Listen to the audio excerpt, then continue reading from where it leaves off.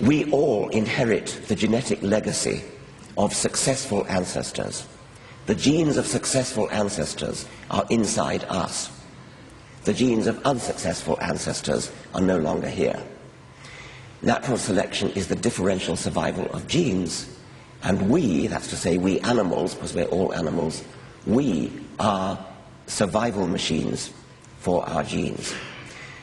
That doesn't mean that we can't explain altruistic behavior in individual animals, including ourselves.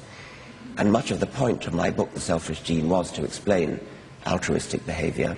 We explain it by various methods, for example, altruism towards close kin, towards offspring, towards brothers and sisters, nieces and nephews, altruism towards individuals who are in a position to reciprocate, to pay back favors, and that can generalize to a more general kind of altruism.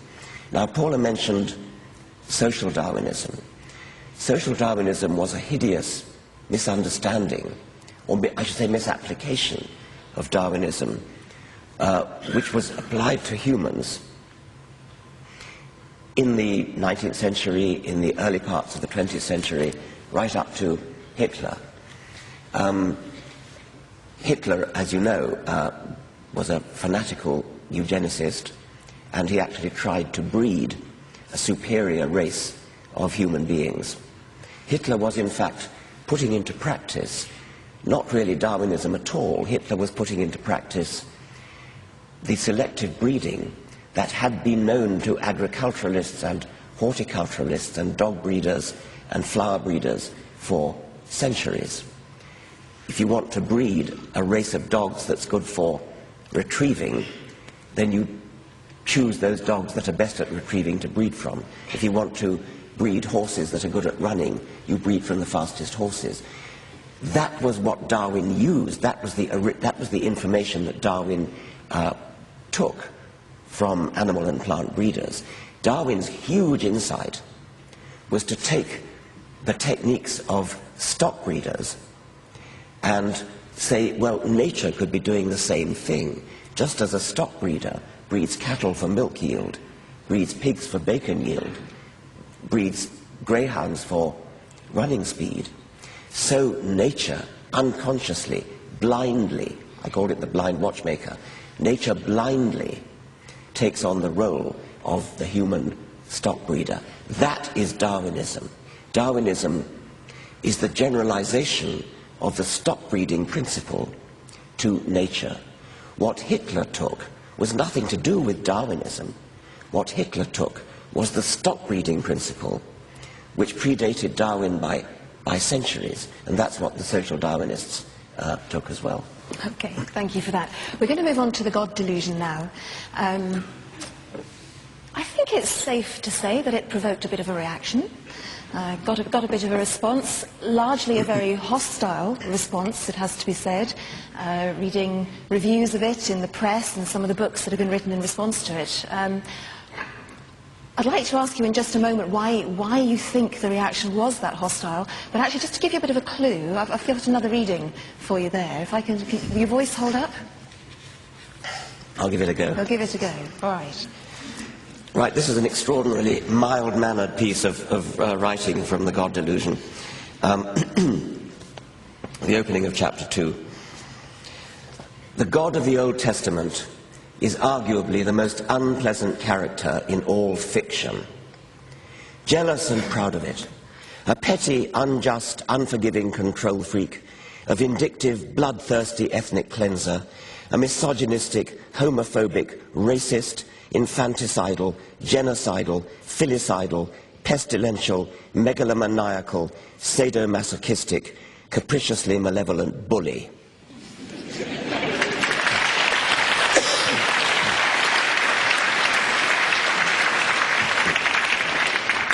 What's to be hostile about that? Yes.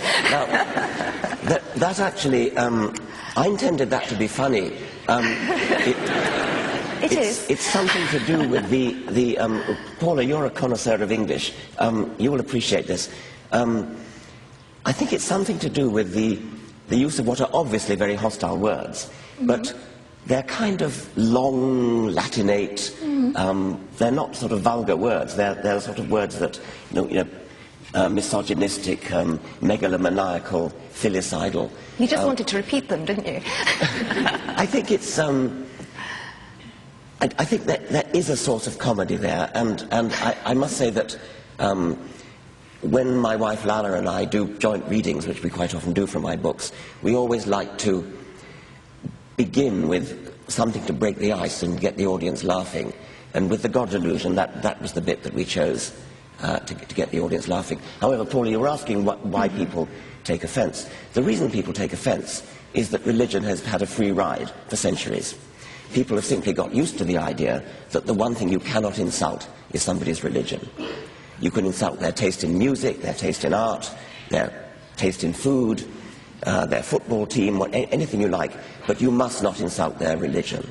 I think the time has come for that to stop. There's absolutely no reason why religion should be immune from criticism in exactly the same way as everything else is susceptible to criticism. But it's a topic that people feel incredibly emotional about, isn't it? And do respond on a very emotional level when you do attack it. Do you not feel that should be respected? I think that respect is something that people deserve, and I think that I would follow, was it Mark Twain who said, or no, H.L. Mencken, I think, who said, H.L. Mencken. I respect your religion to the same extent as I respect your belief that your wife is beautiful and your children smart. Okay. We're kind of running towards the end of this part of the event, so I'd like to just give you a few minutes now to explain the main points that you put across in the God delusion, why you say there is almost certainly no God. When you want to believe in something, whether it's God or fairies or unicorns, the onus is on you to find a good reason to believe in it. Because there are a million things which one could postulate, like unicorns, like fairies, like celestial teapots in orbit around the sun, which you cannot disprove. And therefore the first thing to say is that it's not good enough to say there is no absolute disproof of the existence of God. There has to be some kind of positive evidence for the existence of God. Now, throughout history, the positive evidence for the existence of God has always seemed to be the appearance of design in the world. And by far the most important inkling of design that people used to have was life. William Paley himself, who wrote Natural Theology, said that the living world is by far the most cogent piece of evidence for the existence of the Creator. He went on to discuss the celestial bodies, but he immediately said the celestial bodies are not a very strong piece of evidence. So life has always been the theist's trump card. And that particular trump card was blown up totally by Darwin and by his successors. So to the extent that people still try to see positive evidence for the existence of a creative deity, those who understand Darwinism, and I admit that many don't, but those who do understand it, have retreated away from the territory of biology. They've realized that there's no future in trying to defend God in biology. They've retreated to physics, to cosmology. What started the whole universe off? Where did it all begin? Why is there something rather than nothing? I'm not a physicist, and I'm not so well qualified to talk about that as I am to talk about biological evolution.